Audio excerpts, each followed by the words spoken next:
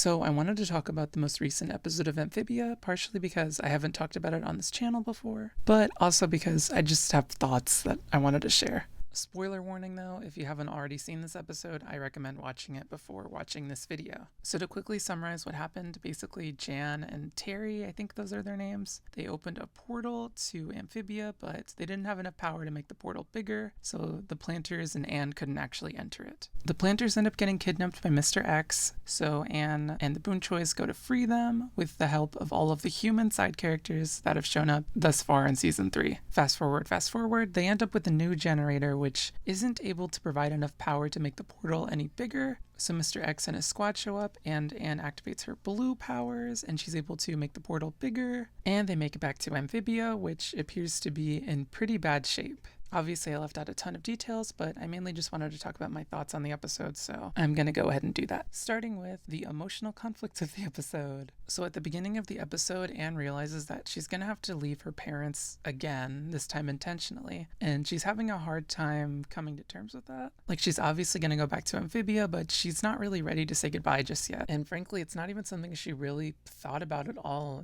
up until this point. And I don't really blame her. For most of season 3, I honestly didn't think we were ever going back to Amphibia. But she does have her little emotional moment with her parents in the cell after they got captured, and it was a really sweet moment that I actually really liked. And I also really like how her parents trust her to go back to Amphibia despite the obvious danger, because it shows that they trust her, and I think they even say that in the episode. Okay, so now I want to talk about the setting change. So now the characters are back in Amphibia, and I am so excited because I've come to realize I do not like the human world that much. A part of that might be because I kind of find season 3 a little disappointing. Like, to me, the episodes aren't as funny. I feel like the characters themselves, like the main characters, they're not as endearing as they once were in season 1 and 2. And there are just some episodes in season 3 that I just don't like. Although the only ones I can think of are the Sprig episodes, I'm sorry. But that doesn't really matter anymore because the characters are going back to Amphibia, and I'm really curious about what's going to happen next.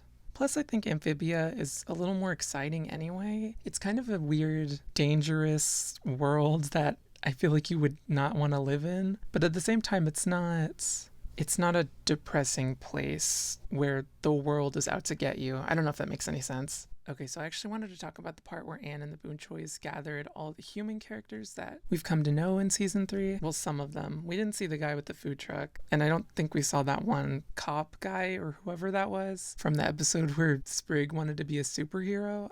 Honestly, I need to rewatch some of these episodes because I do not remember. So it was cool to bring back all those characters, I guess, since Anne needed help. But I feel like season 1 did something like that and they did it better. And frankly, I think season 2 also did something similar and they did it better too.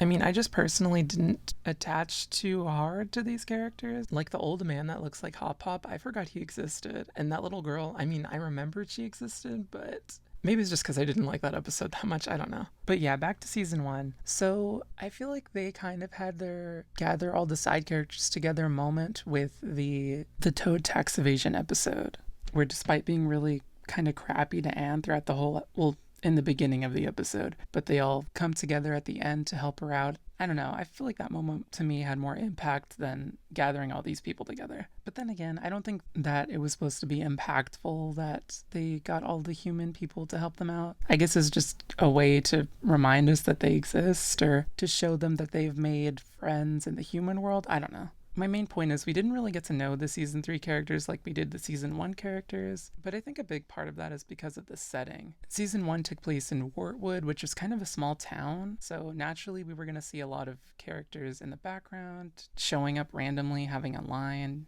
Like, I think Mrs. Croker and Wally showed up in, like, every single episode. And Maddie, she only had one episode dedicated to her, but to me, she really stood out. And, actually, she did show up in a few episodes, even if she didn't really do much. But anyways, moving on. So now I'm going to talk about just some random nitpicks or observations that I had. I thought it was really funny when they asked that little girl to help them. Well, they didn't directly ask, but during their little gathering with all the people, she was amongst the group. Also, I'm sorry, I forgot her name. I really don't even remember that episode that well. I think I only saw it once. I just know I didn't really enjoy it all that much. But anyways, I thought it was funny that they brought her along because I really was wondering what she was going to do because I don't think she did anything in the episode that she was in, really. And all she ended up doing was plugging in the little panda robot into the laptop or computer or whatever. I probably should have made a disclaimer at the beginning saying that I don't remember all the details of this episode. Oh well. But yeah, I just thought that was funny. Also, towards the beginning of the episode, when Anne is feeling sad about the whole I have to leave my parents again thing, Sprig tries to cheer her up by telling her that they can probably wait a few days and Amphibia should be fine.